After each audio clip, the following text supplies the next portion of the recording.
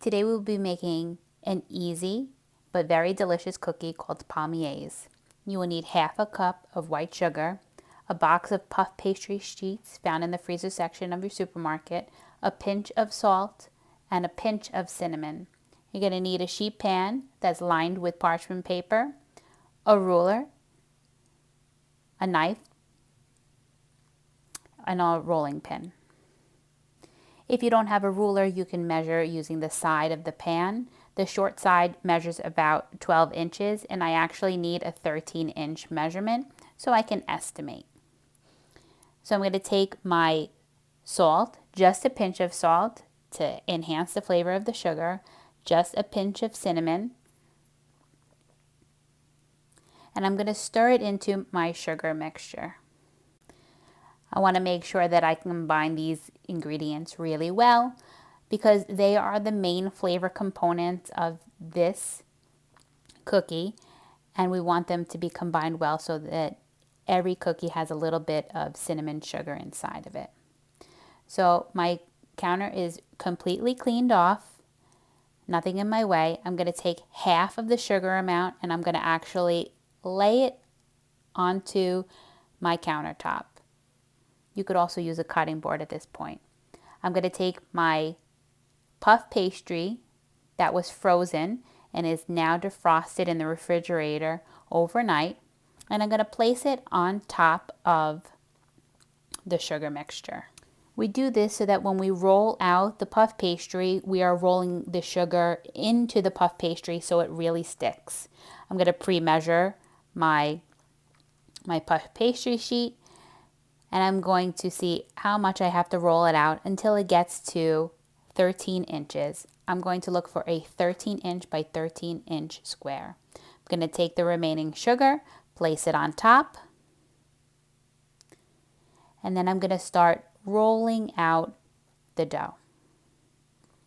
Make sure that you completely cover the puff pastry with this sugar mixture. So when I'm rolling out the dough, I make sure that I start in the middle and then I work my way out. This way the sides are even during the whole process. Okay? If you feel like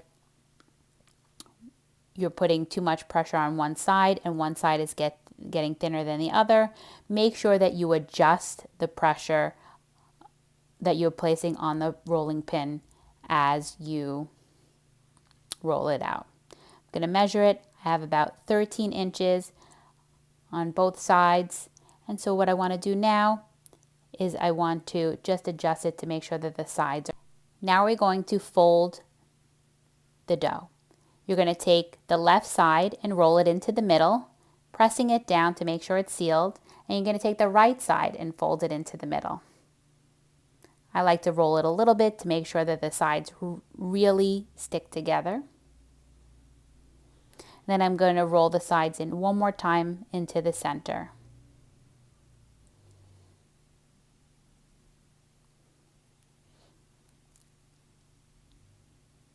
Just want to get a little bit more sugar into the middle of this cookie. Roll it out a little bit to make sure it's really sealed.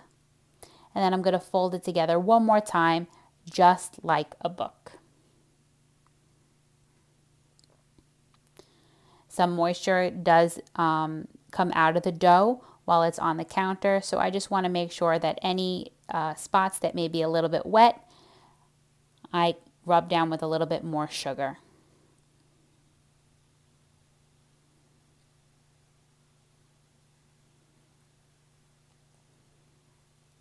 Now I'm going to get ready to cut these. You're going to cut them into about a 1-inch slice.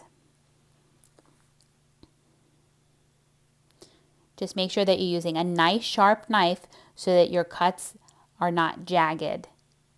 Just using the tip of the knife, going back and forth to get the knife all the way through. So when you're done, you're going to have about 13 to 15 cookies. You're going to place these onto a sheet pan. Again, I always line my sheet pans with parchment paper because I want to make sure things really don't stick to the bottom of the pan when they're done cooking. I'm going to space these apart about 1 to 2 inches in between each one because they will expand while they are being cooked in the oven. I'm going to continue placing them on the pan. And in the meantime, I'm going to make sure that my oven was preheated to 425 degrees Fahrenheit. A very hot oven is important for this recipe because we want the sugars to really caramelize while they are cooking. I'm going to place them in the center of my preheated oven for about 6 minutes. In the middle of the 6 minutes, I'm actually going to make sure that I rotate them because if you look at them, they could be unevenly baking because of hot spots in the oven. After 6 minutes, I'm going to take them out of the oven and I'm going to turn them over and I'm going to cook them on their second side. The second side will also be cooking for 6 minutes, but you may need to watch based off of the temperature of your oven because at this stage they can caramelize much faster because they are halfway through the cooking process. I'm going to place them right back into my oven for 6 more minutes, right in the center of the oven again, so I can ensure even cooking. I'm going to check them when they're done.